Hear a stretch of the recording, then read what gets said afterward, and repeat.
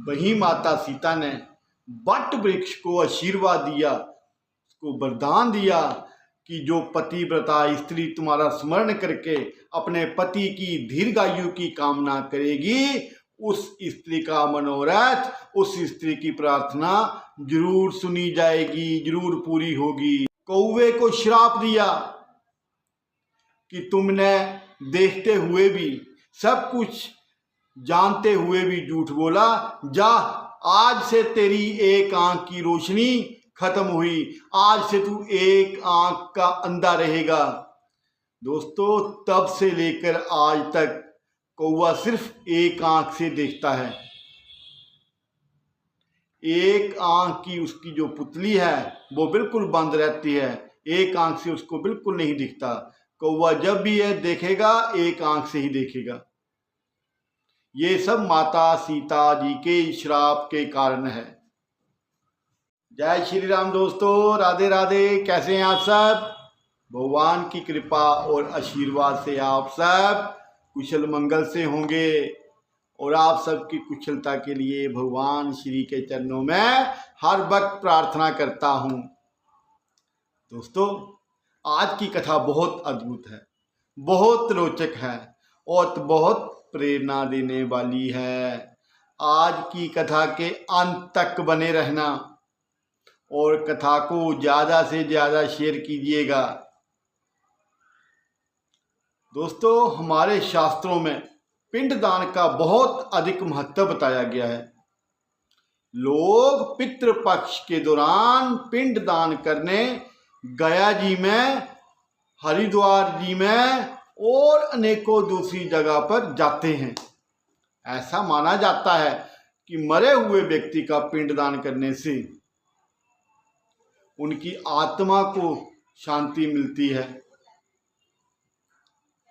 तो हमें भी अपने पूर्वजों का पिंडदान जरूर करना चाहिए। जब उनकी आत्मा को शांति मिलती है, वो खुश होकर हमें आशीर्वाद देते हैं, जिसके कारण हमारे परिवार में बढ़ोतरी होती है, हमारे परिवार में मंगल कार्य होते हैं, हमारे परिवार में नए नए सदस्यों का आगमन होता है, परिवार की उन्नति होती है, परिवार में परस्पर प्रेम बना रहता है। परिवार के जो बच्चे हैं, जो युवक हैं, युवतियां हैं, वो अच्छे पथ पर चलते हैं, अपने परिवार का, अपने माता पिता का नाम रोशन करते हैं। ये सब हमारे पूर्वजों का ही आशीर्वाद मिलता है, तभी संभव हो पाता है। दोस्तों, वाल्मीकि रामायण में एक प्रसंग आता है कि माता सीता जी द्वारा पिंडदान देकर राजा दशरथ की आत्मा को मोक्ष मिला था।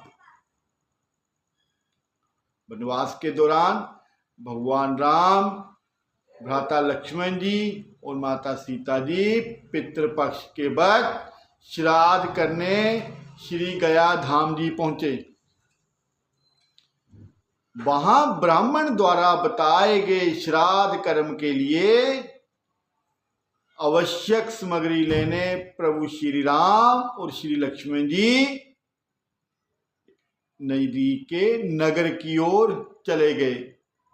जो ब्राह्मण देवता ने आवश्यक सामग्री बताई, जो उनको लिस्ट बना के दी, पर्ची बना के दी, वो लेने भगवान शहर की दुकान में गए।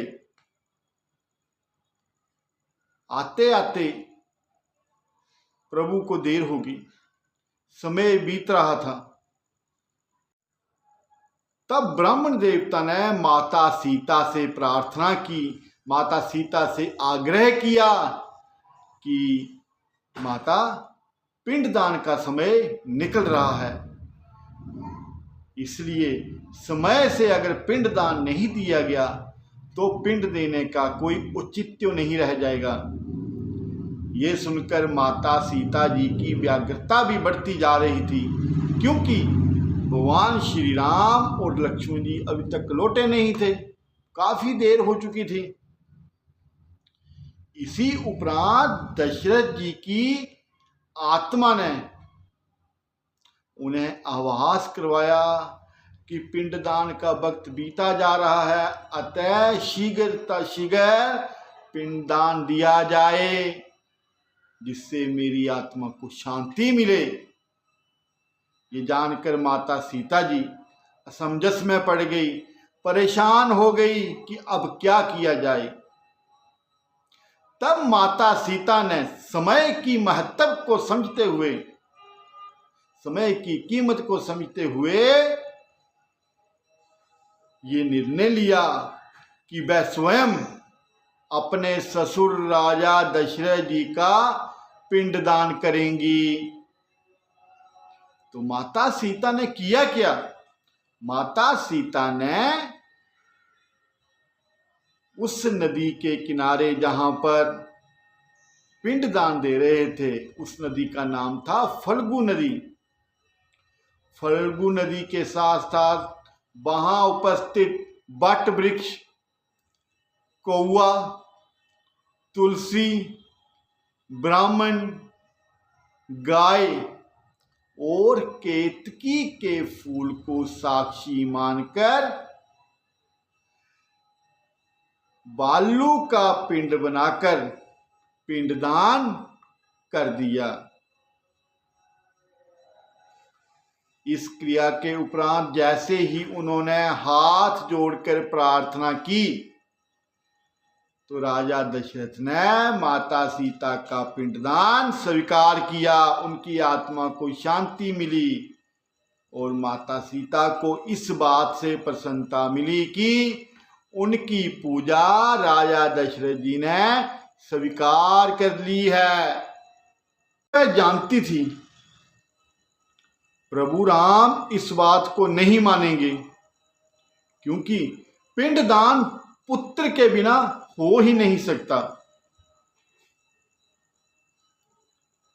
थोड़ी देर बाद भगवान श्री राम जी और लक्ष्मण जी सामग्री लेकर वापस आए और पिंडदान के विषय में पूछा। तब माता सीता ने कहा कि समय निकल जाने के कारण मैंने स्वयं ही पिंडदान कर दिया। प्रभु श्री राम जी को इस बात का विश्वास नहीं हो रहा था कि बिना पुत्र और बिना सामग्री के पिंडदान कैसे हो सकता है। तब माता सीता ने कहा कि वहां उपस्थित फल्गु नदी, तुलसी, कौवा, गाय, बट वृक्ष, ब्राह्मण और केतकी के फूल उनके द्वारा किए गए श्राद्ध कर्म की गवाही दे सकते हैं, क्योंकि उनके सामने ही मैंने पिंडदान किया है। भगवान श्री राम जी ने जब इन सब से पिंडदान किए जाने की बात पूछी कि ये बात सच है या नहीं, तो सबसे पहले भगवान श्री राम ने फल्गु नदी से पूछा कि हे नदी, हे देवी, आप हमें सच बताकर हमारी उत्सुकता को शांत कीजिए कि क्या ये पिंडदान हुआ है या नहीं हुआ। और फल्गु नदी भगवान की हाँ में हाँ मिलाने के लिए कि मुझे तो भगवान के श्री चरणों से निकलकर आना है और गंगा में समाकर प्रभु धाम तक ही मेरा सफर है, तो मैं क्यों भगवान से बिगाड़ूं, क्यों भगवान की हाँ में हाँ ना मिलाकर भगवान का क्रोध का कारण बनूं। अतः उन्होंने बोल दिया कि नहीं, मैंने नहीं देखा। फिर बारी आई तुलसी की, तो भगवान ने तुलसी से पूछा। तब तुलसी ने भी मना कर दिया कि नहीं प्रभु, मैंने नहीं देखा। उन्होंने भी यही सोचा मुझे तो श्री चरणों में जगह चाहिए। भगवान जय कि हाँ मैं मिलाऊं, मेरे लिए यही सब उचित है। उसके बाद बारी आई कौवे की। कौवे से पूछा। कौवे ने भी यही सोचा कि मैं क्यों व्यर्थ में प्रभु कोप का सामना करूं। एक बार जयंत ने कौवा बनकर मेरा रूप धारण करके प्रभु से बैर लिया था, तो उसकी क्या दुर्दशा हुई थी। इसलिए कौवे ने भी साफ साफ मना कर दिया कि नहीं प्रभु, मैंने नहीं देखा। फिर बारी आई गौ की, तो गौ माता ने भी कह दिया प्रभु, मैंने तो ऐसा कुछ नहीं देखा कि जिसके कारण मैं गवाही दे सकूं कि मैंने पिंडदान होते हुए देखा है। उसके बाद बारी आई केतकी के फूल की। केतकी के फूल ने भी साफ साफ मना कर दिया कि नहीं भगवान, मैंने ऐसा कुछ नहीं देखा, मेरे सामने कोई पिंडदान नहीं दिया गया। फिर ब्राह्मण की बारी आई। ब्राह्मण ने सोचा कि मेरे को तो अपनी पूजा करवाने से और अपनी दक्षिणा लेने से मतलब है, मैं क्यों वाद विवाद में फंसूं, पति पत्नी के झगड़े में अपना नुकसान क्यों करवाऊं, मुझे तो दक्षिणा दीजिए और मैं चलता बनूं। तब ब्राह्मण देवता ने भी अपने हाथ खड़े कर दिए, नहीं प्रभु, मैंने ऐसा कुछ नहीं ना किया है, ना करवाया है, ना मेरे सामने पिंडदान हुआ है।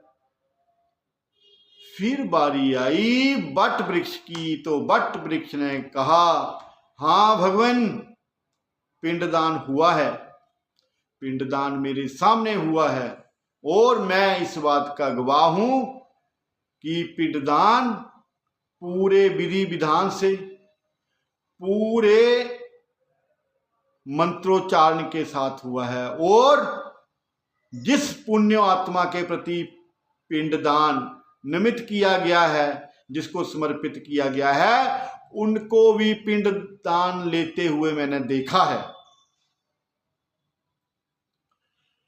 बट वृक्ष ने जब ये गवाही दी, साथ में ही एक घास का तिनका, जिसको हम ध्रुवा बोलते हैं, उसने भी प्रभु श्री राम से कहा, प्रभु मैं भी इस बात का गवाह हूं कि पिंडदान हुआ है और पुण्य आत्मा ने पिंडदान ग्रहण किया है।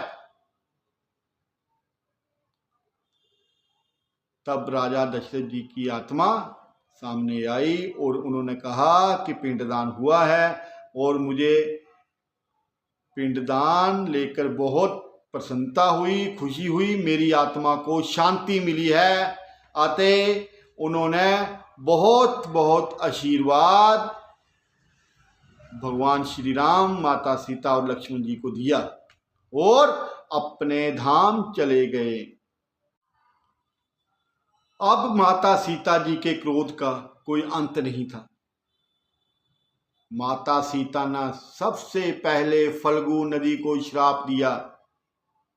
फल्गु नदी को ये श्राप दिया कि वह हमेशा सूखी ही रहेगी, उसका जितना जल है, जितना पानी है, सारा का सारा सूख जाएगा और पृथ्वी के ऊपर से अब कभी नहीं बहेगी। जब भी बहेगी पृथ्वी के अंदर से बहेगी, क्योंकि इसने झूठ बोला है, झूठ का साथ दिया है, इसकी जुआ पर झूठ आया है, अतः ये किसी को नहीं दिखेगी। इसका यही फल है कि इसको धरती के अंदर से ही निकलना होगा, तब से फल्गु नदी अदृश्य होगी। माना जाता है कि आज भी जब गया जी धाम जाते हैं तो देखते हैं कि जो पिंडदान किया जाता है, थोड़ा सा धरती का मिट्टी उखाड़ के गड्ढा खोद के उसमें पिंडदान दिया जाता है, तो नदी का जो पानी है वहीं से निकलता दिखाई देता है। पहले ये पानी नदी का जमीन के ऊपर से निकलता था, लेकिन तब से लेकर ये पानी जमीन के अंदर चला गया और मिट्टी खोदकर, मिट्टी के गड्ढे में छोटा सा गड्ढा खोदकर उसमें पिंडदान दिया जाता है। 1-2 हाथ मिट्टी खोदकर तब वो पानी सामने आता है। लेकिन अब कहा जाता है कि नदी पर बनाया गया जो गया जी का जो बांध है, उसके बाद पानी थोड़ा थोड़ा ऊपर नजर आने लगा है। फिर माता सीता जी ने तुलसी जी को श्राप दिया कि तुमने इतना पूजनीय होते हुए भी, पूज्य होते हुए भी झूठ बोला है, अतः तुम आज के बाद गया की मिट्टी में कभी नहीं उगोगी, गया की मिट्टी में तुम्हारा बीज उगेगा ही नहीं। तब से ये कहा जाता है गया जी की मिट्टी में तुलसी माता जो है नहीं उगती, तुलसी का पौधा नहीं उगता। फिर माता सीता ने कौवे को श्राप दिया, मां सीता ने कौवे को श्राप दिया कि उसका कभी भी अकेले खाने से पेट नहीं भरेगा, वो जब भी खाएगा झुंड में खाएगा तभी उसका पेट भरेगा। और उसने देखते हुए भी सब कुछ अपनी आंखों से देखा, फिर भी झूठ बोला है। आज से उसकी एक आंख की रोशनी नहीं दिखेगी, उसको सिर्फ एक आंख से ही दिखेगा। तब से कहते हैं कि कौवे की जो एक पुतली है पूरी तरह से बंद है, उसको एक ही आंख से दिखाई देता है। फिर मां सीता ने गौ माता को श्राप दिया, सीता माता ने गौ माता को यह श्राप दिया कि उसे कलयुग में खाने के लिए दर दर भटकना पड़ेगा, लोगों की जूठन खाएगी। जिस मुंह से उसने झूठ बोला है उसी मुंह से वो मल और मूत्र ग्रहण करेगी।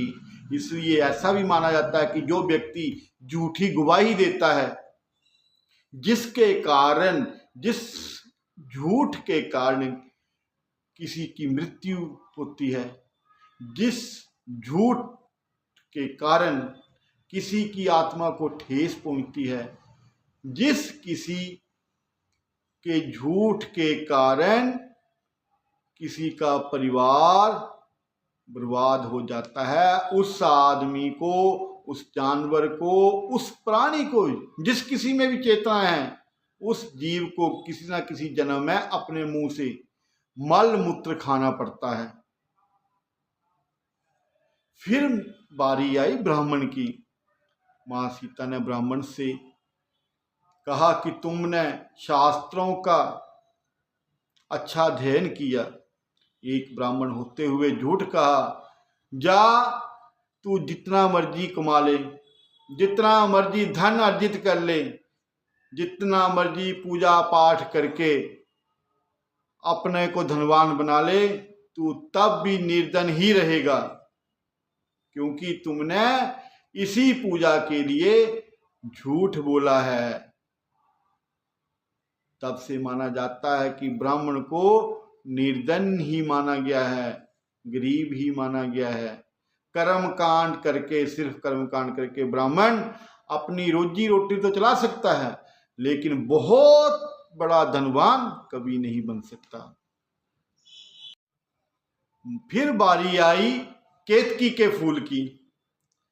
माता सीता ने केतकी के फूल को श्राप दिया कि तुम तो पूजा में चढ़ाए जाते हो, तुम्हारी तो फूलों की माला बनाकर भगवान के गले में पहनाई जाती है, तुम तो पूजनीय हो, पूजा के योग्य हो, फिर भी तुमने भगवान के हृदय में रहते हुए भी झूठ बोला, इतना बड़ा पाप किया। आखिर तुम्हें किस बात का डर था? तुम तो भगवान के शरण में रहते हो, जाओ, आज के बाद तुम्हारी पूजा नहीं होगी, आज के बाद तुम भगवान की पूजा में स्थान नहीं पाओगे, और जिस पूजा में केतकी के फूल का उपयोग किया जाएगा वो पूजा कभी सफल नहीं होगी, उल्टा उसके दुष्परिणाम मिलेंगे। तब से माना जाता है कि केतकी के फूल का पूजा में कभी प्रयोग नहीं किया था, उपयोग किया नहीं जाता। बारी आई वट वृक्ष की। माता सीता ने वट वृक्ष को आशीर्वाद दिया कि उसे लंबी आयु प्राप्त होगी, वह दूसरों को छाया प्रदान करेगा तथा पतिव्रता स्त्री उसका स्मरण करते हुए अपने पति की दीर्घायु की कामना करेगी, दीर्घायु की प्रार्थना करेगी। जो स्त्री सच्चे मन से वट वृक्ष के फेरे लगाकर परिक्रमा करके जल चढ़ाते हुए पति की लंबी आयु की कामना करेगी, उस स्त्री की मनोकामना जरूर पूरी होगी। तब से लेकर वट वृक्ष की पूजा होने लगी। स्त्रियां सफेद धागा चारों ओर लपेटकर पति की लंबी आयु की कामना करती हैं, परिवार में सुख समृद्धि शांति और दुखों का नाश करने की कामना करती। फिर बारी आई तिनके की, जिसको हम ध्रुवा बोलते हैं। माता सीता ने कहा, तुम हमेशा हरे भरे ही रहोगे, जितना मर्जी प्रचंड सूर्य आग उगल रहा हो, तुम अगर सूख भी जाओगे, पानी के थोड़े से छींटे तुम्हारे ऊपर पड़ गए, तुम फिर से हरे हो जाओगे। और तुम्हारा उपयोग जो है, अगर तुम सूख जाओगे तब भी पूजा में उपयोग होगा, तुम हरे रहोगे तब भी पूजा में उपयोग होगा। तब से लेके ध्रुवा जो है, सूखी हो तब भी पूजा में उपयोग की जाती है, और अगर हरी है तब भी पूजा में उपयोग की जाती है। और ध्रुवा को तो माता सीता का धर्म भाई माना गया है, क्योंकि ध्रुवा भी पृथ्वी से उत्पन्न हुई है और सीता माता भी पृथ्वी से उत्पन्न हुई है, इसलिए वो आपस में इनका भाई बहन का रिश्ता है। तो दोस्तों, ये कथा थी माता सीता के राजा दशरथ को पिंडदान करने की, जो गया जी धाम में उन्होंने पिंडदान किया था। तब से लेकर ऐसा माना जाता है कि स्त्रियां भी अपने पूर्वजों को, अपने पितरों को पिंडदान कर सकती हैं। भगवान राम के बारे में एक ये भी कहा जाता है कि राम भगवान राजा दशरथ जी का पिंडदान नहीं कर सकते थे, क्योंकि बचपन में ही उन्होंने श्री राम भगवान जी का गुरुदेव जी को दान कर दिया था। जब उनके गुरु राजा दशरथ जी से राम भगवान जी का साथ मांगने आए थे कि राक्षस जो हैं यज्ञशाला में आकर बहुत परेशान करते हैं, तंग करते हैं, मांस हड्डी जानवरों के अंग काट काट कर यज्ञों में डाल देते हैं। तब राजा दशरथ जी ने उनको दान में दे दी था। ऋषि के हाथ में प्रभु श्री राम जी का हाथ दिया था कि गुरुवर, आज से राम आपका हुआ, आप इनको जहां ले जाना चाहें ले जा सकते हैं। इसलिए माना जाता है कि माता सीता जी ने खुद राजा दशरथ जी को पिंडदान किया था,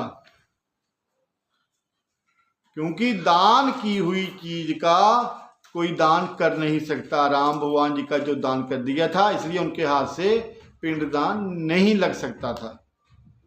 ये कारण था कि माता सीता को ही पिंडदान करना पड़ा। अतः स्त्रियां भी अपने पितरों को पिंडदान कर सकती हैं। आपको कथा अच्छी लगे, इसको ज़्यादा से ज़्यादा शेयर करना और हमारे चैनल को सब्सक्राइब जरूर करना। आगे आपके लिए बहुत सारी प्रेरणा देने वाली कथाएं बताऊंगा। भगवान की भक्ति के प्रति, भगवान की शरण में, भगवान के चरणों में लगन लगी रहे, ऐसी कथाएं, बहुत सारी कथाएं आने वाली हैं। इसलिए आप हमारे साथ जुड़े रहिए। आप सबका बहुत बहुत स्नेह मिल रहा है, आप सबका बहुत बहुत आशीर्वाद मिल रहा है। आप सबके आशीर्वाद से, आप सबके स्नेह के कारण आज हमारा परिवार जो है, यूट्यूब परिवार जो है, 5,860 लोगों का परिवार बन चुका है। आप सबके बहुत स्नेह भरे संदेश आते हैं, बहुत आप मुझसे प्रेम करते हैं, बहुत आप मेरी परवाह करते हैं। ऐसा प्रेम हमेशा बनाए रखिएगा। भगवान आप सबके घरों में खुशियां लाएं, आप सबको स्वस्थ रखें, तंदुरुस्त रखें, आप सब खुश रहें, यही मेरी प्रभु से प्रार्थना है। जय श्री राम। राधे राधे।